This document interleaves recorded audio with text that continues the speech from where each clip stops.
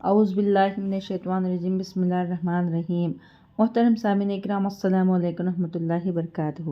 امید ہے کہ آپ سب خیریت سے ہوں گے۔ اللہ پاک آپ کی ہر مشکل کو آسان فرمائے، اللہ پاک آپ کی ہر جائز حاجت کو پورا فرمائے، آمین۔ آج ہم بات کریں گے خواب میں کسی کو قتل کرنا، اس کی مختلف صورتیں ہیں اور اس کی مختلف تعبیریں ہیں۔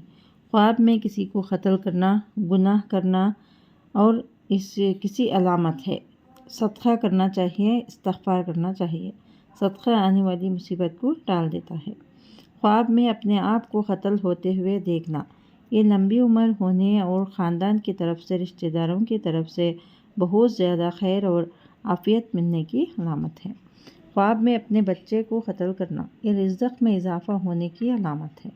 خواب میں خود کو قتل ہوتے ہوئے دیکھنا، اس کی ایک تعبیر یہ بھی ہے کہ رنج و غم اور تکلیف سے نجات پانے کی علامت ہے، اور اس کی ایک تعبیر یہ بھی ہے کہ اگر خود کو قتل ہوتے ہوئے دیکھنا خواب میں دیکھا ہے تو اگر اس پر قرضہ ہے تو نجات ملنے کی علامت ہے، اگر بیمار ہے تو صحت یاب ہونے کی دلیل ہے۔